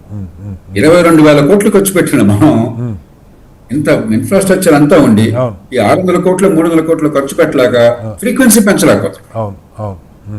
ప్రపంచంలో నేను ఎప్పుడో 36 ఏళ్ల క్రితం చూసాను లండన్ నగరంలో నిమిషానికి ఒకటి వస్తుంది, 30 సెకండ్లకు ఒకటి వస్తుంది గవర్నమెంట్. న్యూయార్క్ నగరంలో కానీ ఇంకో చోట కానీ ఇన్ఫ్రాస్ట్రక్చర్ ఉన్నప్పుడు ఫ్రీక్వెన్సీ పెంచడానికి కోచెసే కదా కావాల్సింది. అంటే మనకి పెన్నీ వైస్ ఫౌండ్ ఫూలిష్. అదే సమయంలో ఇప్పుడు ఏదో ఫేజ్ 2 అని చెప్పి 44,000 కోట్లు అంటున్నారు. ఇప్పుడు మెట్రో వద్దని నేను అంటలా, మెట్రో కావాలని వాదించిన వాడిని. కేసీఆర్ గారు కొంచెం తొందరపడి మెట్రో వద్దంటే కొంచెం గట్టిగా వారిని వందనించిన వాడిని. మెట్రో వద్దని కాదు, ఉన్న డబ్బుతో ముందు సద్వినియోగం చేయండి. కోచ్లు పెంచండి, ఇంటిగ్రేషన్ చేయండి, ఆర్టీసీకి మెట్రోకి సంధానం చేయండి, లాస్ట్ మైల్ కనెక్టివిటీ చేయండి. ఫ్రీక్వెన్సీ బాగా పెరిగాక, డిమాండ్ పెరిగాక అప్పుడు డబ్బులు చూసుకుని మెట్రో పెంచండి. కానీ అసలు ఉన్న ఇంత ఖర్చు పెట్టిన తర్వాత కొద్దిపాటి అదనపు ఖర్చుతో మంచి ప్రయోజనాలు తేవడం ఎట్లా మనం ఆలోచించాల్సింది. అది తక్కువ ఖర్చుతో ఎక్కువ ఫలితం తీసుకోవడం ఎట్లాగా, ఆ తర్వాత అదనంగా ఖర్చు కావాలంటే పెంచడం ఎట్లా. ఉదాహరణకి గతంలో చాలా పొరపాటు ఆలోచన చేశారు. బ్రహ్మాండమైన ఓఆర్ఆర్ ఉంటే 8 లేన్ల ఓఆర్ఆర్ బహుశా దేశంలో ఎక్కడ అంత మంచి అవుటర్ రోడ్ లేదు. 6,000 కోట్లు ఖర్చు పెట్టారు. ఓఆర్ఆర్ ప్యారల్ గా మెట్రో పెడతా ఉంటారు. అరే పబ్లిక్ ట్రాన్స్పోర్ట్ కు బ్రహ్మాండమైన రోడ్. మీరు చెప్పినట్టుగా ఫస్ట్ క్లాస్ ఏసీ బస్సులు పెట్టండి, మరొకటి పెట్టండి, 100 బస్సులతో పోయేది. మీరు 50,000 కోట్లు 30,000 కోట్లు పెట్టి మెట్రో ఏంటి? మనకు అసలు గుడ్డిద్దు చోలో పట్టట్టు చేస్తున్నాం, ప్రజాధనాన్ని చేస్తున్నాం. ఒకసారి మళ్ళీ వస్తాను జేపీ గారు. రామ్మోహన్ గారు, ఇంకొక కీలకమైన అంశం మనకి రోడ్డుకి సంబంధించి మనం ఎప్పటి నుంచో ఒకటి బాటిల్ నెక్స్ క్లియర్ చేయకపోవటం, రెండోది ట్రాఫిక్ ఇంపాక్ట్ స్టడీ అని ఈ మధ్యకాలంలో మీకు ఐడియా ఉంటుంది సార్. హై రైజ్ బిల్డింగ్స్ ఒక్కోటి 50 అంతస్తులు 60 అంతస్తులు బిల్డింగ్లు ఒకటైతే, రెండోది మాల్స్ అండి. అసలు మీకు వర్కింగ్ డేస్ కంటే సాటర్డే సండే వచ్చిందంటే బీభత్సం. అసలు ఆ ఏరియాల్లోకి మనం వెళ్ళలేం. చాలా రోడ్లలో ఒక 10,000 ఇళ్ళు ఉన్నాయి అనుకున్న దగ్గర ఒక మాల్ వచ్చేస్తూ ఉంది. దానిలో 100 మంది వస్తూ ఉన్నారు, 1000 మంది వస్తూ ఉన్నారు, మొత్తం కార్లే. ఈ మాల్స్ కానీ హైరైజ్ బిల్డింగ్స్ కానీ అక్కడ రోడ్డు పరిస్థితి చాలా దేశాలు అసలు ఒక మాల్ పర్మిషన్ ఇవ్వాలంటే ముందు కొన్ని ఎకరాల ల్యాండ్ వాళ్ళు అక్కడ పార్కింగ్ ఇవన్నీ ఉంటే తప్పితే అంత రోడ్డు ఆ రోడ్డు భరించగలదా లేదా ట్రాఫిక్ ఇంపాక్ట్ స్టడీ చేస్తారు. మన దగ్గర ఇందాక మీరే చెప్పారు హైటెక్ సిటీ దగ్గర ఇంకా 2 సార్లు ఎక్స్పాండ్ అయితే హైటెక్ సిటీకి తగిలిపోయే పరిస్థితి. అలా అంత స్థలం ఉండట్లేదు, వాళ్ళు పార్కింగ్ ఇస్తున్నారో తెలియదు. ఇవి అలాగే బాటిల్ నెక్స్, పెద్ద రోడ్డు 100 అడుగుల రోడ్డు ఉంటుంది, ఒక చోటకి వచ్చేసరికి 40 అడుగులు అయిపోద్ది. దానివల్ల కిలోమీటర్ల మీద జామ్ అయిపోతా ఉంది. వీటిని క్లియర్ చేయటంలో కూడా కొన్ని ఇబ్బందులు ఏంటి మీకు అసలు ఈ మాల్స్ హైరైజ్ బిల్డింగ్ సంబంధించి ఏం చెప్తారు?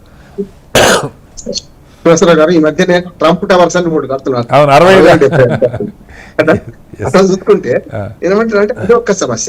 అలల సంగతి ఆలోచన చేయండి. మొన్న అల్వాల్లో ఒక వ్యక్తి ముసుగేసుకొని రోడ్డు మీద కార్లు పెడుతున్నారు, వీళ్ళు రోడ్డు వాళ్ళ ఇళ్లలో పార్కింగ్ లేక అని చెప్పి ఒక 100 కార్లు అద్దాలు పగలు పెట్టుకుని పోయిండట. ఎల్లారు కేసు పెట్టి దొరకలే, ముసుగేసుకుని పోయిండు. ఏమంటే అంత అవకాశం ఉంది ప్రజల్లో. అంటే రోడ్ల మీద మీరు కాలు పెడతారు, మేము ఎట్లా కార్లలో పోవాలని చెప్పి పరిష్కారం అయిపోదాం. నేనేమంటే 2 పరిష్కారం అయిందే. ఒకటి మెట్రోను విస్తరించడం, ఇప్పుడున్న మెట్రోను వాడుకోవడం నెంబర్ 1. రెండోది మనకు ఏదైతే ఎంఎంటీఎస్ అట్లానే దీన్ని ఫ్రీ బస్సు ఫ్రీకి వ్యతిరేకం మనం. కానీ జేపీ గారు అన్నట్టు మనకు ఎంఎంటీఎస్ లో ఫ్రీ పెడితే నష్టం తీసుకుంది కూడా 5 రూపాయలు 10 రూపాయలు సార్. దాంతో ఎలాగది ₹2 టికెట్ సార్, మినిమం ₹2 టికెట్ నుంచి ₹10 దాటకపోయింది దూరం. అదొకటి. రెండోది ఏంటంటే ఈ మధ్య ఏసీ బస్సులు పెట్టి దానికి వర్కౌట్ కాకపోతే ఏం చేయాలంటే చాలా వరకు నేను అనుభవించి చెప్తాను. ఉదాహరణకు మా చిన్న అమ్మాయి గుళ్ళకి వచ్చే బల్లి ఉంటుంది. నేను అదే మా పెద్ద అమ్మాయి దగ్గర రావడం సుచిత్ర అయితే బస్సు తిరిగి నడుచుకుంటూ పోతే దగ్గర, కానీ ఇక్కడికి బస్సు కనెక్టివిటీ లేదు. నేను ఏం చేయాలి? ఖచ్చితంగా క్యాబ్ చేయాల్సి వస్తుంది కదా. మీరు ఆ బస్సులను శివారు ప్రాంతాల్లో 100 ప్రాంతాలు ఉన్నాయి, శివారు ప్రాంతాలకు బస్సు కనెక్టివిటీ లేదు నెంబర్ 1. రెండోది రిటర్న్ మైగ్రేషన్ కావాలని ఒకటి అంటున్నాను. రిటర్న్ నేను పెద్దాపురం రామోహన్ ఎందుమారి అని జేపీ గారు 4 ఏళ్ళు అన్నారు కూడా. నేనేమంటానంటే నేను ఎయిర్పోర్ట్ కు మీరు హైదరాబాద్ నుంచి జేపీ గారు బయలుదేరి ఎయిర్పోర్ట్ కి ఏ టైం చేస్తాను? నేను 1.5 hour లో ఎయిర్పోర్ట్ కి చేస్తాను. 106 కిలోమీటర్లు మంచి 120 కిలోమీటర్స్ మీకు 30 కిలోమీటర్లు గంటలో జరగదు మా గేట్ నుంచి ఆ పార్కింగ్ దాకా. అందుకని ఏమంటే చాలా మంది పని లేకుండా హైదరాబాద్ చాలా మంది ఉంటున్నారు. పని లేకుండా లేకుండా హైదరాబాద్ ఉండాలన్న మోజుతో అంటే ఆక్టోపస్ లాగా పెరిగిపోతుంది. చాలా వరకు గ్రామాలకు తరలితే మంచిది. ఇంకోటి ఏంటంటే మనకు ఔటర్ రింగ్ రోడ్ చుట్టుపక్కల రేడియల్ రోడ్స్ డెవలప్ కాలే సమస్య అది. ఇంకొకటి సార్ మంచి అంటే అవుటర్ రింగ్ రోడ్ పైన బస్సులు అనుమతించలేదు, కరెక్ట్. కానివ్వండి, ఏం చేయొచ్చు అంటే సర్వీస్ రోడ్ ఇటు పక్క అటు పక్క ఉన్నాయి కదా. ఇప్పుడు 300 నెంబర్ బస్సు ఉంటుంది, బస్సు బాగా ఎక్కుతారు కనుక బస్సుల సంగతి చెప్తారు. బస్సులు 300 నెంబర్ ఉప్పల్ టు ఉప్పల్ అని, ఉప్పల్ నుంచి మంది ఇన్నర్ రింగ్ రోడ్ మొత్తం తిరిగి మళ్ళీ అక్కడికి వస్తాయి. ఇటు రిటర్న్ ఉంటుంది, అటు ఉంటాయి.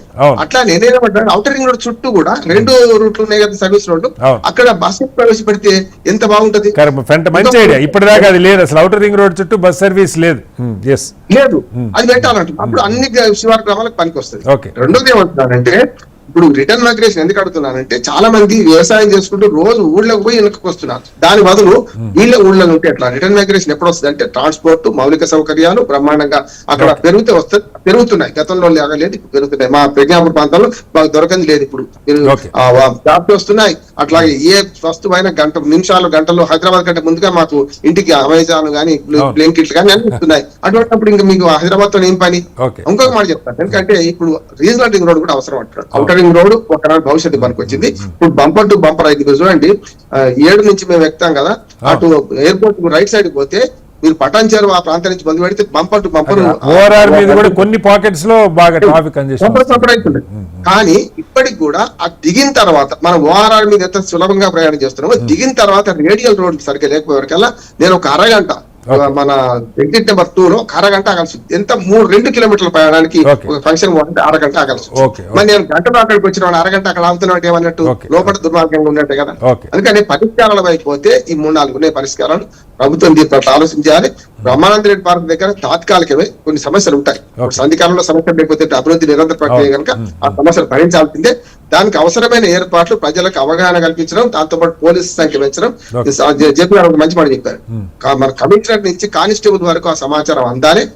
రూట్ గైడ్ చేయాలంటున్నాను. రూట్ గైడ్ చేసే క్రమంలో 2 ఒకటేమో సాంకేతికత పెరిగింది, గూగుల్ మ్యాప్ అనుసంధానం చేయాలి. ఏ చిన్న కాలనీ పోవాదలుచుకున్నా అది అక్కడికి రాగానే ఎట్లా ఎగ్జిట్ నెంబర్ 12 రోడ్లు ఉన్నాయి అక్కడ మొత్తం అంతా చుట్టుపక్కల 6 ప్రధాన చౌకలు 12 రోడ్లు. వీటికి ఎట్లా పోవాలి, ఏ కాలనీకి ఎట్లా పోవాలని బోర్డులు పెట్టడం ఒకటి. నాలాంటి వాడికి మేము చూడలేదు అనుకోండి, సరిగ్గా బోర్డులు పెట్టడం. రెండోది గూగుల్ మ్యాప్ అప్లోడ్ చేయడం. వీలైనంత వరకు సమాచారం ఇవ్వడం మాత్రమే పరిష్కారం అనుకుంటున్నాను. సాధ్యమైనంత వరకు హైదరాబాద్ విస్తరించకుండా ఉండాలంటే హైదరాబాద్ చుట్టుపక్కల ఉన్న ఒక 100 కిలోమీటర్ల లోపల ఉన్న అన్ని ప్రాంతాలను అనుసంధానం చేసి టెక్నాలజీ పరంగా చేయాలి, రోడ్ల పరంగా చేస్తే తప్పనిసరి హైదరాబాద్ ట్రాఫిక్ ఇబ్బందులు తప్పుతాయి అనుకుంటున్నాను. సార్ జేపీ గారు, నాకు గుర్తు మీరు గతంలో ఒకసారి ఈ పెద్ద పెద్ద గేటెడ్ కమ్యూనిటీస్కి వాళ్ళు ఇప్పుడు కొన్ని నల్లగండ్ల ఇలాంటి ఏరియాల్లో అక్కడి నుంచి వాళ్ళు లింగంపల్లి వస్తే మీరు నేను ఇందాక చెప్పిన ఏసీ బస్సు ఎక్కడికి వెళ్ళడానికైనా ఉన్నాయి. అన్ని వైపులు గచ్చిబౌలికి వెళ్ళొచ్చు, వేవ్రాక్ పార్క్ ఆ ఏరియాకి వెళ్ళొచ్చు, అన్ని ఏరియాలకు వెళ్ళడానికి. అక్కడికి కమ్యూనిటీ గేటెడ్ కమ్యూనిటీస్ వాళ్ళు బస్సులు పెట్టే ఆలోచన అదొకటి మంచి ఆలోచన. కొంత ఎవ్రీ 15 మినిట్స్కు హాఫ్ అన్ అవర్కు ఒక హార్డ్లీ 3-4 కిలోమీటర్స్ ఉంటుంది. దీన్ని 1-2 కమ్యూనిటీస్లోనే వాళ్ళు ఇంప్లిమెంట్ చేస్తూ ఉన్నారు. మిగతా చోట్ల 2000 ఇళ్లున్న కమ్యూనిటీస్ కూడా 20 లక్షలు 30 లక్షలు అవుతాయి 2 బస్సులు 4 బస్సులు పెట్టుకోవడానికి. దానికి కూడా మరి ఎందుకో వాళ్ళు చొరవ తీసుకోవట్లేదు.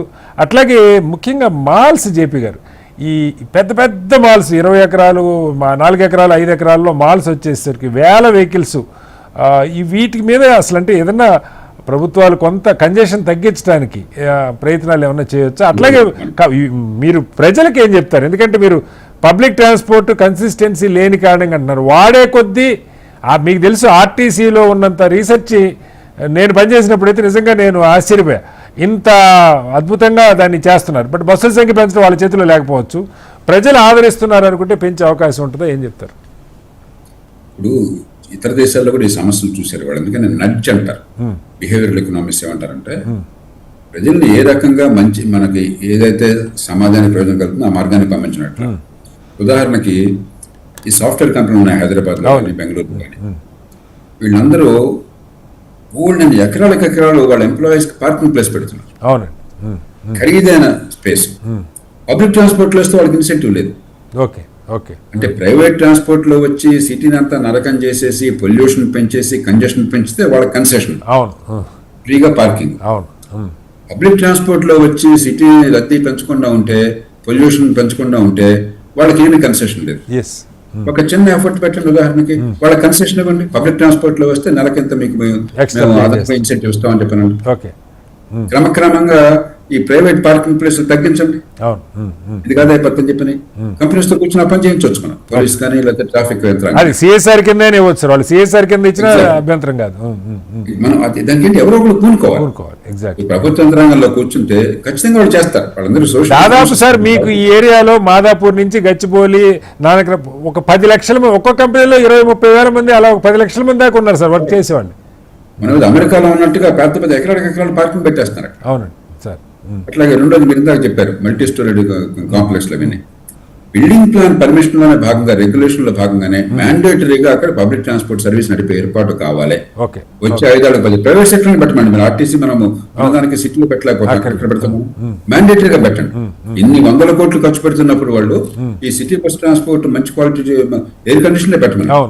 ఈ క్రమంగా ఏమవుతుంది, మొదట్లో కాకపోయినా కూడా హాయిగా మనం డ్రైవ్ చేయాల్సిన అవసరం లేకుండా, మీకు లేకపోతే డ్రైవర్ పెట్టుకోవాల్సిన అవసరం లేకుండా ఏసీలో దర్జాగా వెళ్తుంటే ఎవరు కాదంటారండి. మొదట్లో కొంచెం డిస్టెన్స్ ఉన్నా కూడా ఆటోమేటిక్ గా నట్ అయిపోతుంది. అలాగే మూడోది, ఇవన్నీ ఇంప్రూవ్ చేసిన తర్వాత ట్రాన్స్పోర్ట్ సిస్టమ్ ని మీరు ప్రైవేట్ వెహికల్ రోడ్డు మీదకి వస్తే ఖర్చు అవుతుంది, పబ్లిక్ ట్రాన్స్పోర్ట్ మంచి క్వాలిటీ ఉంది, ఖర్చు తక్కువ అవుతుంది. ప్రైవేట్ ట్రాన్స్పోర్ట్ ఖర్చు పెరుగుతుంది, ఆ పైన అదనంగా కంజెషన్ ఛార్జ్ ఉంటుందని అప్పుడు ఇంప్రూవ్ చేసిన తర్వాత ముందు కాదు చేయాల్సింది. అందులో పెట్రోల్ ధరలు పెరిగిపోతుంది, డీజిల్ పెరిగిపోతుంది. ఇరాన్ పుణ్యమా అని, ట్రంప్ పుణ్యం అని చెప్పని ఏనాడు మూతపడిపోతుంది అర్థం కాకుండా ఉంది. మనకి స్వామి కార్యం స్వకార్యం నుండి నెరవేరుతాయి. మనకి రాజకీయంగా కూడా లాభం ఇది. ఇప్పుడు యాంటీ బన్హామ్ ఉన్నాడు ప్రస్తుతం బ్రిటిష్ ప్రైమ్ మినిస్టర్. ఆయనకి ఎందుకంత ఖ్యాతి వచ్చిందో తెలుసా? గ్రేటర్ మాంచెస్టర్ నగరానికి మేయర్ మొన్నటి దాకా. మేయర్ గా పబ్లిక్ ట్రాన్స్పోర్ట్ ఇంప్రూవ్ చేశాడు ఆయన. ఆయనకున్న కీర్తి ఏంటంటే మనం చెప్తున్నామే ఇంటిగ్రేషన్, ఆయన ఇంటిగ్రేషన్ చేశాడు. మాంచెస్టర్ సిటీ మన సిటీలో 5వ వంతు కూడా లేదు. ఆ సిటీలో చేసిన కారణంగా బ్రిటన్ ప్రధానమంత్రి అయినాడు.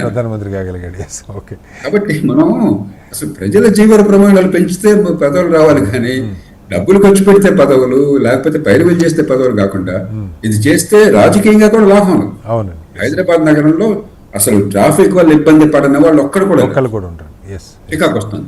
125 గంటల సంవత్సరానికి విలువైన కాలం డే టైంలో, వర్కింగ్ టైంలో 125 గంటలు పోతుంది. ఒక్కొక్కరికి పొల్యూషన్ గురవుతున్నారు. 55,000 కోట్ల రూపాయలు, 55,000 కోట్ల రూపాయలు కేవలం ట్రాఫిక్ కంజెషన్ వల్ల సిటీలో నష్టం వస్తున్నది. అంటే రోజుకి 150-180 కోట్ల రూపాయలు రోజుకి నష్టం అవుతుంది కేవలం ట్రాఫిక్ కంజెషన్ వల్ల.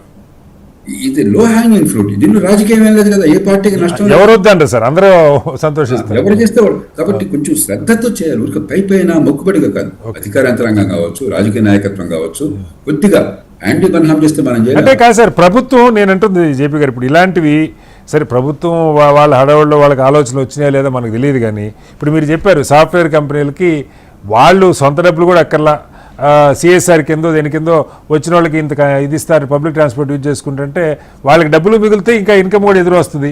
ఇలాంటివి ఎవరన్నా కూర్చొని వాళ్ళతో మాట్లాడి ఇలాంటివి ఇంప్లిమెంట్ చేయడానికి, అంటే ప్రభుత్వాలు రిజెక్ట్ చేస్తాయి అంటారు ఇట్లాంటి ఆలోచనలు. ఇందులో ఎన్ఫోర్స్మెంట్ కూడా ఏమి లేదు కదా సార్ వాస్తవంగా. మనకేముందంటే ఇప్పుడు కొన్ని రాష్ట్రాల్లో జాతీయ స్థాయిలో హమ్టా అని ప్రతి నగరంలో పెట్టమని చెప్పి కోరారు. హమ్టా అంటే Hyderabad urban metropolitan transport authority. అలాగే చెన్నైకి అలాంటిది, అలాగే బెంగళూరుకి జాతీయ స్థాయిలో యూనియన్ ప్రభుత్వం విధిగా పెట్టమని చెప్పని సూచనలు ఇచ్చింది. మరి ఫండ్స్ అవి దాంతో ముడిపడినాయి కాబట్టి పేరుకు పెడుతున్నారు. చెన్నైలో హమ్టా నిజంగా బాగా చేస్తున్నారు. ముఖ్యమంత్రి దానికి అధ్యక్షుడు సమర్థనలు పెట్టారు. ఒక రోడ్ మ్యాప్ వేసుకున్నారు. ఒక 3 ఏళ్లలో 5 ఏళ్లలో ఏం చేయాలో స్పష్టమైన అవగాహనతో యుద్ధ పెద్దపెట్టుకెళ్తున్నారు. మనకి హమ్టా ఉంది, రంగు రుచి వాసన సంస్థగా మార్చేశారు. ఇంకా పేరుకి పెట్టారు. ఢిల్లీ వాళ్ళకి చెప్పడం చెక్ లిస్ట్ లో హమ్టా మేము కూడా పెట్టామని చెప్పి. ఆ కోఆర్డినేషన్ లేకపోతే ఇప్పుడు దీనిలో పోలీసులు ఉన్నారు, మరి traffic police, municipality, national highways national highway authority ఉంటుంది, తర్వాత ట్రాన్స్పోర్ట్ డిపార్ట్మెంట్ ఉంటుంది, మరి ఇతర శాఖలు ఉన్నాయి. అందరినీ సమన్వయం చేయాలి. మన చూడండి, అసలు వర్షాల్లో ఏడుస్తుంటే కొద్దిపాటి వర్షం వస్తే నగరం అంతా నరకం అయిపోయాయి. కాబట్టి మెట్రోపాలిటన్ సివరేజ్ బోర్డు దీనిలో ఇన్వాల్వ్ చేయాలి. ఇలాగా మీరు నాకు చెప్పారు బాటిల్ నెక్స్ అంత బ్రహ్మాండంగా ఉన్నా కూడా ఒక్క చోట కనుక బాటిల్ నెక్ ఉంటే మొత్తం ట్రాఫిక్ ఇంత ఆగిపోయింది. అంచేత సమన్వయం చాలా ఇంపార్టెంట్. మనకి ఏమవుతుందంటే కుడి చేతి గడించేది సంబంధం లేదు, ఎవరి పని చేసిపోతున్నారు. మొదటి నుంచి అదే సమస్య సార్, మొదటి నుంచి అదే సమస్య. ఉదాహరణకి ఇంటిగ్రేట్ అథారిటీ కావాలని చెప్పి సురేష్ ప్రభు గారు రైల్వే మినిస్టర్ గా ఉండగా ఆయన, నేను, కేటీఆర్ గారు, ఆనాటి హోంమంత్రి అందరం ఏదో సభలో కూర్చున్నాం. కూర్చున్నప్పుడు నేను వారికి సజెస్ట్ చేశాను, రైల్వే మంత్రి గారికి చెప్పాను, బ్రహ్మాండంగా ఉందని చేద్దామని చెప్పన్నారు. ఓకే, సంకల్పం లోపం లేదు. అవును అవును, అధికార యంత్రాంగం గట్టిగా పనుకోపోతే రాజకీయంలో ఉన్న వాళ్ళకి 100 పనులు ఉంటాయి. పొద్దున్న సాయంత్రం జనం చౌగొట్టేస్తున్నారు, ఈ పని కావాలి, ఆ పని కావాలి, పిటిషన్ వగేరా. ఓకే. కాబట్టి పాలనా యంత్రాంగం కూడా సామర్థ్యం పెద్దానికి రాజకీయంలో ఉన్న వాళ్ళని తిట్టేసి వాళ్ళ మీద నెపమాటం కాదు. అవును, ప్రొఫెషనలిజం పాలనా యంత్రాంగం ఉండాలి. ఈ కోఆర్డినేటింగ్ ఏం చేసేసిన బలోపేతం చేయాలి. అందుకని నేను కోరేది ముఖ్యమంత్రి గారిని అధ్యక్షులు కంపెనీ దానికి ఆయన రోజుకు వచ్చి ఒకలా అవును, నెలకోసారి 6 నెలలకోసారి గంట టైం ఇచ్చినా కూడా ఆ స్థాయిలో రాజకీయ సంకల్పం ఉంది, అన్ని కోఆర్డినేషన్ చెప్పని వీలుగా ఉంటే ఒక సమర్థమైన అధికారిని, నిజాయితీ పరుని, మీ నమ్మకం ఉన్న వాళ్ళని అధిపతిగా పెట్టండి, సర్వాధికారాలు ఇచ్చేయండి, కోఆర్డినేషన్ కోసం అన్ని సంస్థలను దానిలో పెట్టండి. Okay okay. కాబట్టి మనం పాలనా పరంగా వ్యవస్థాగత ఏర్పాట్లు చేయకపోయినట్టయితే మంచి ఉద్దేశం ఉన్నా కూడా ఆచరణలో నెరవేరట్లేదు. ఓకే.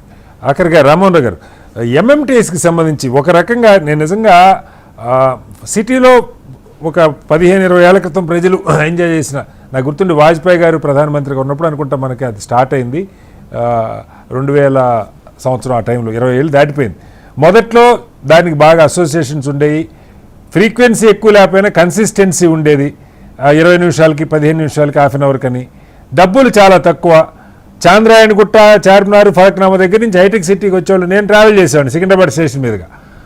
హైటెక్ సిటీ రాగానే కొన్ని వేల మంది దిగేవాళ్ళు ఆ ట్రైన్లో నుంచి. హైటెక్ సిటీ ఎంప్లాయీస్ ఫలక్నామా దగ్గర నుంచి వచ్చేవాళ్ళు. దాన్ని ఉద్దేశపూర్వకంగా చంపేశారు. కారణం ఏంటో తెలియదు మనకి. 10 లక్షల మంది వాడుతున్నది ఏదైనా పెరగాలి, కానీ ఇవాళ వాటి ఫ్రీక్వెన్సీ తెలియదు, కన్సిస్టెన్సీ లేదు. 1,40,000కి పడిపోయింది.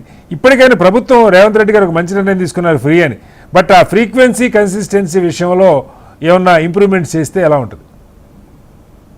శ్రీనివాసరావు గారు, మంచి ప్రశ్న. ఏంటంటే మనకు శివారు ప్రాంతాలకు విస్తరిస్తే ఎక్కువ వస్తారు.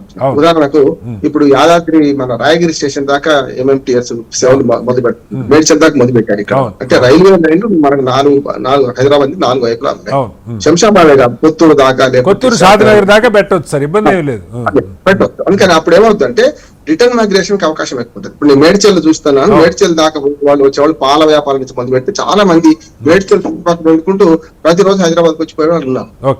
ఇంటర్నల్ గా తప్పదు, కానీ ఈ దూరం నుంచి చేస్తే బాగుంటుంది. ఈ మధ్య ఇంకొక మంచి పరిణామం ఏంటంటే ఇటు కూడా సార్, ఇటు లింగంపల్లి ఇప్పుడు వాస్తవంగా మనకి ఇస్నాపూర్ దాకా, పటాన్చెరు ఇస్నాపూర్ దాకా పెరిగిపోయింది సార్. రైల్వే ట్రాక్ ఉంది.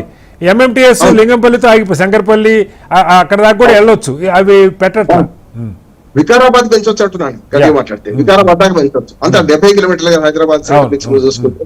ఇంకొక మాట, మంచి పరిణామం ఏంటంటే రైల్వే వాళ్ళు గతంలో ఇప్పుడు మన లింగంపల్లి స్టేషన్ నుంచి మొదలైతే చాలా ఎక్స్ప్రెస్ ఎంత సికింద్రాబాద్ దాకా తప్పింది కదా. అట్లానే ఇప్పుడు కృష్ణా ఎక్స్ప్రెస్ నిజామాబాద్ నుంచి మొదలవుతుంది, ఆదిలాబాద్ నుంచి మొదలవుతుంది. నేను మన జనానికి పోదాం అనుకుంటే చెట్లపల్లి ఎట్లా పోవాలని అనుకున్నా. కాదు డాడీ, మా అమ్మాయి చెప్పింది ఇక్కడనే మన బొల్లారంలో ఎక్కొచ్చు, డైరెక్ట్ గా సికింద్రాబాద్ స్టేషన్ కూడా పోతుంది. కొన్ని అలా చేశారు సార్, కొన్ని లింగంపల్లి నుంచి బయలుదేరుతున్నాయి, కొన్ని వికారాబాద్ నుంచి బయలుదేరుతున్నాయి, లాంగ్ డిస్టెన్స్ ట్రైన్స్ అలా చేశారు. వాటికి అంటే ఎంఎంటీఎస్ విస్తరణ మాత్రం శివారు ప్రాంతాలకు 50 కిలోమీటర్ల దూరం లోపల ఉన్న రైల్వే లైన్ ఉన్న అన్ని చోట్లకు పెంచితే బాగుంటది. నెంబర్ 1. రెండోది ఏంటంటే రిటర్న్ మైగ్రేషన్ కు మనకు ఒక కొంత వారన్న రాయితీలు ఎట్లా ఇస్తున్నారు.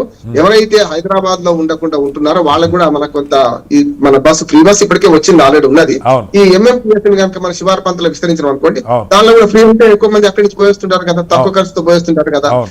అట్లాగే ఈ మధ్య ఇప్పుడు మనకు రక్షణ శాఖ భూములు ఇవ్వడం వల్ల మన ప్యారడైజ్ చౌరస్తా నుంచి అటుపక్క రాజీవ్ రోడ్ కు, ఇటుపక్క మనకు నిజామాబాద్ రోడ్ కు ఫ్లైఓవర్లు సిద్ధం అవుతున్నాయి. మల్టీ లెవెల్ ఫ్లైఓవర్ ఒకటి మెట్రోకు, రెండోది మెట్రోకు కొంచెం ఆలస్యం కావచ్చు, కానీ దాంతో మనకు ట్రాఫిక్ ఇబ్బంది తప్పదు అనుకుంటున్నాను. అన్నిటికంటే వ్యక్తిగత వాహనాలు ఎప్పుడు వాడకుండా ఉంటామంటే సౌకర్యవంతమైన ప్రజా రవాణా వ్యవస్థ ఉన్నప్పుడు మాత్రమే సాధ్యమవుతుంది. దానికి ఎన్ని రాయితీలు ఇచ్చినా తప్పలేదు. మొత్తంగా ప్రభుత్వాలు యుద్ధ ప్రాతిపదికన చేయాల్సింది వేల కోట్ల రూపాయలు ఖర్చు పెడుతూ ఉన్నాయి. అయితే పబ్లిక్ ట్రాన్స్పోర్టు వాసి రాసి 2 కూడా అధ్వానంగా ఉన్నటువంటి పరిస్థితి. బస్సుల సంఖ్య కనీసం రెట్టింపు చేయాలన్నది ఒక ప్రపోజల్ అయితే, ఎంఎంటీఎస్ని భారీగా ఇంప్రూవ్ చేయాలి. అలాగే ప్రైవేట్ వాహనాలు వాడే వాళ్ళ మీద దీర్ఘకాలంలో అయినా సరే కొంత భారం పడేట్టుగా చూడాలి. ముఖ్యంగా సాఫ్ట్వేర్ కంపెనీలలో పనిచేస్తున్న లక్షల మంది వాళ్ళ సొంత కార్లు వేసుకొచ్చేదానికి పార్కింగ్ ఫెసిలిటీస్ ఇస్తున్నటువంటి ప్రభుత్వ కంపెనీలు పబ్లిక్ ట్రాన్స్పోర్ట్ యూజ్ చేసి వస్తున్న వాళ్ళకి రాయితీలు ఎలాంటివి ఇవ్వని పరిస్థితి ఉంది. అది పెద్ద ఎత్తున మార్పు వచ్చే ఒక అద్భుతమైన ఆలోచన. అది ప్రభుత్వాలు కంపెనీలతో మాట్లాడి లక్షల మంది మాదాపూర్ నుంచి ఈ ఏరియా ప్రాంతం అంతా ఉన్నారు, వాళ్ళకి అలాంటి సూచనలు చేయాల్సిన అవసరం. అలాగే పెద్ద పెద్ద గేటెడ్ కమ్యూనిటీస్ 1000, 2000, 4000, 3000 అలాగే హై రైజ్ 50 అంతస్తులు 60 అంతస్తులు బిల్డింగ్లు కడుతున్న వాళ్ళు విధిగా అక్కడి నుంచి నియర్ బై మెట్రోకి అలాగే ఎంఎంటీఎస్కి నియర్ బై మేజర్ బస్ స్టాప్కి షటిల్ సర్వీసులు నడపడానికి కావాల్సిన ఏర్పాట్లు ప్రభుత్వాలు బిల్డింగ్ పర్మిషన్ నియమాల్లోనే వాటిని ఇంక్లూడ్ చేయాలి. అలాగే ప్రజలు సరైన పబ్లిక్ ట్రాన్స్పోర్ట్ లేదు అన్న ఆలోచన కాకుండా వాడటం మొదలుపెట్టే కొద్దీ దానిలో క్వాలిటీ పెరిగే అవకాశం కూడా ఉంటుంది. కొంత ప్రయత్నం జరగాలి. ముఖ్యంగా మహిళలకి ఫ్రీ బస్సు వచ్చిన తర్వాత ఆర్టీసీ బస్సుల్లో పురుషులు ఎక్కడానికి అలాగే మధ్యతరగతి మహిళలు టికెట్ కొనుక్కోగలిగిన వాళ్ళకి ఏమాత్రం కూడా సౌకర్యం లేదు. బస్సుల సంఖ్యను పెంచడంతో పాటు కొంత ప్రత్యేకమైన బస్సులను కూడా ఎలక్ట్రిక్ ఏసీ బస్సులు లాంటి వాటిని మరింత పెంచాల్సిన అవసరం ఉంది. మెట్రో ఎంఎంటీఎస్ని సిటీలో 50 కిలోమీటర్ల పరిధిలో ఉన్న అన్ని రైల్వే ట్రాక్స్కి వరకు వాటిని ఎక్స్టెండ్ చేస్తూ వాటి ఫ్రీక్వెన్సీ పెంచడం, కన్సిస్టెన్సీని మెయింటైన్ చేయడం జరగాలి. సిటీలో కోల్పోతున్న 55,000 కోట్ల రూపాయల ప్రజాధనం, వాళ్ళ సమయం, వాళ్ళ మానసిక ఆరోగ్యం, శారీరక పరిస్థితులు దృష్టిలో పెట్టుకొని ప్రభుత్వాలు ఈ చర్యలు తీసుకోవాలి. 1,40,00,000 మంది ప్రతిరోజు ఎదుర్కొన్న ఒకే ఒక సమస్య హైదరాబాద్ నగరంలో ట్రాఫిక్ సమస్య. కేబీఆర్ పార్క్ అంశాన్ని పరిష్కారంతో పాటు నగరంలో ట్రాఫిక్ సమస్య మీద ప్రభుత్వం ముఖ్యంగా ముఖ్యమంత్రి స్థాయిలో ఒక గట్టి సంకల్పం, గట్టి వ్యవస్థను ఏర్పాటు చేసుకోవడం ద్వారా మాత్రమే ఇది సాధ్యమని నిపుణులు చెప్తున్నారు. చర్చలో పాల్గొన్న జయప్రకాష్ నాయుడు గారికి అలాగే బండారు రామ్మోహన్ గారికి ధన్యవాదాలు. ఇది వాళ్ళ బిగ్ డిబేట్. మరోస్తే మళ్ళీ కలుద్దాం. అందరికీ నమస్కారం.